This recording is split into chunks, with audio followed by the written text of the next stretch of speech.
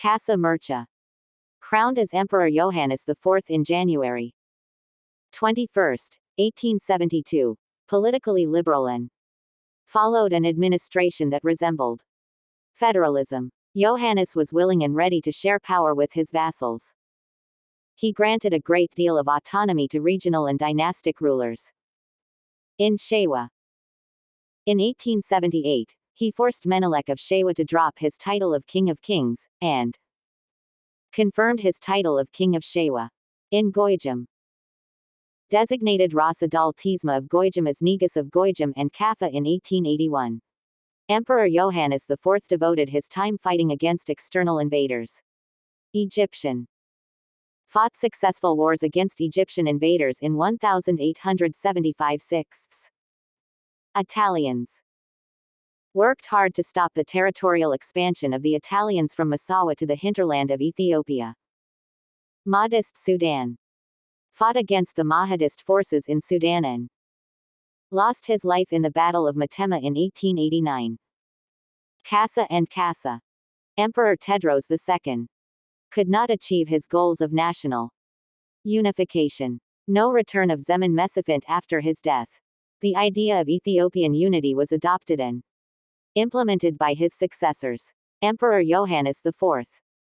Somewhat successful in building an empire, aware regional hereditary rulers enjoyed the right of internal autonomy. Did not interfere in the internal affair of his vassals as far as they paid him tribute and recognized his overlordship. Religious division and doctrinal debates. Most of the Ethiopian Christian monarchs believed that religious uniformity would bring about national unity. The Council of Boromeda in 1878. Emperor Yohannis IV, for instance, made an unsuccessful attempt to bring religious uniformity.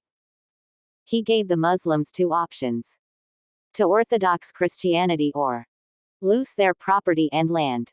Some Wollo Muslims were baptized, while others decided to resist under their leaders like Sheikh Tella. Two of the rival Muslim chiefs of Wollo, Imam Muhammad Ali and Imam Ahmed Liban, Abba Watu, offered the choice between immediate baptism and loss of their position in Wollo. Imam Muhammad Ali, baptized as Ras Michael, and Yohannis allowed him to rule Western Wollo with the title of Ras. Imam Ahmed Liban became Dejazmak Haile Mariam and allowed to rule the rest of Wollo from Desi. Both chiefs were under the overall authority of Negus Menelik of Shewa.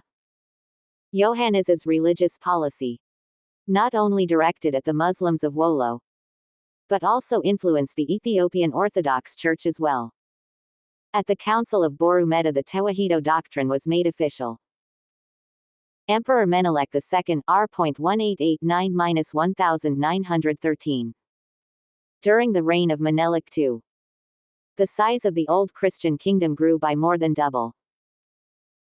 Thanks to the remarkable victory the Ethiopians scored over the Italian forces at Adwa in 1896. Ethiopia got her first internationally recognized modern boundaries. The main features of the reign of Emperor Menelik II included large-scale territorial expansion.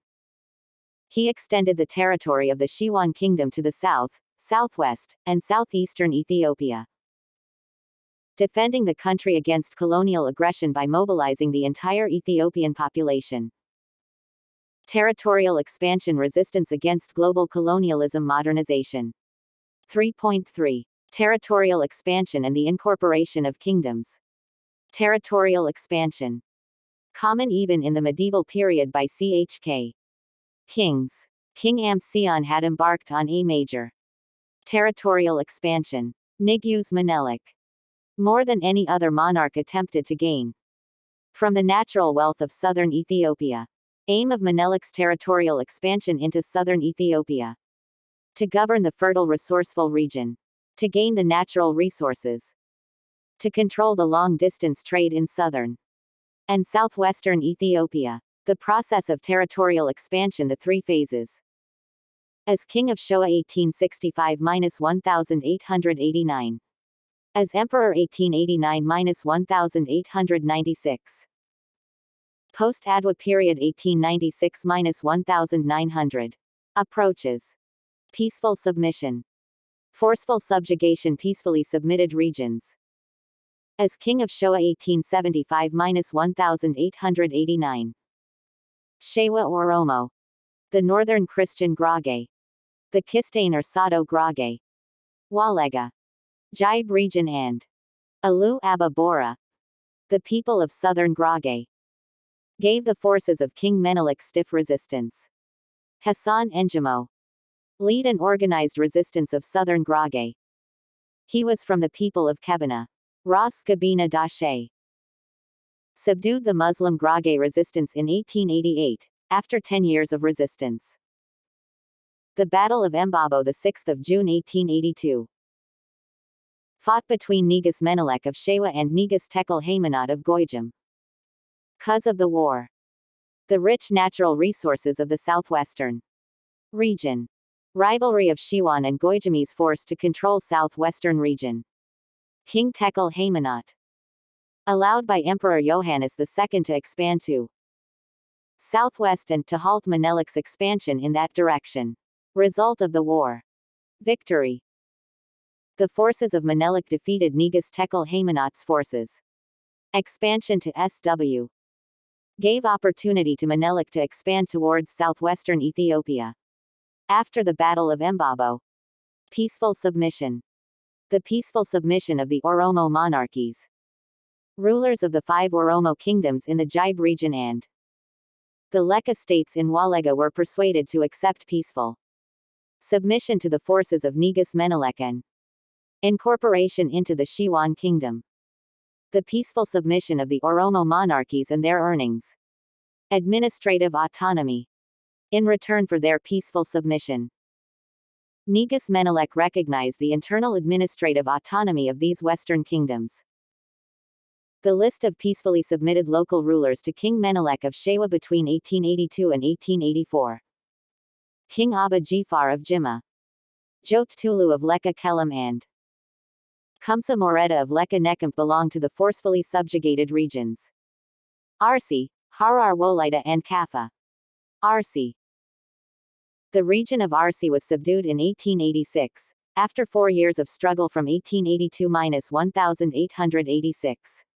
6 unsuccessful campaigns were sent from 1882–1886 to incorporate Arsi. Arsi resistance. In some of these campaigns launched to incorporate Arsi, Negus Menelik himself personally took part. Azul, the 6th of September 1886. The final battle was the Battle of Azul Ras Darj Sal Silasi. The uncle of Menelik won the Battle Azul. Ras Gabina Dashe. The Oromo general Ras Gabina Dashe had taken part as a military commander. The well-armed and militarily better experienced Shiwan forces finally defeated the forces of the Arsi. The rulers of the Arsi Oromo were not granted internal administration. They were removed from their positions and replaced by governors appointed by the Shiwans. The Arsi campaign was one of the bloody campaigns that claimed the lives of many people. Harar. Harar was subdued after a bloody war. The combined forces of the Harari and the Oromo attempted to resist Menelik's expansion. Arsi served as a stepping stone for Menelik's expansion into the Emirate of Harar. Chelenko.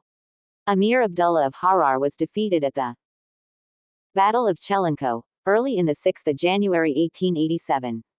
Chelenko is about 90 kilometers from Harar's historic walled city Ras Makonnen Weld Michael. Dejak, later Ras Makonnen Weld Michael, was appointed as governor of the province of Harar by Emperor Menelik II. Negus Menelik's success at Chelenko enabled him to control the eastern commercial town of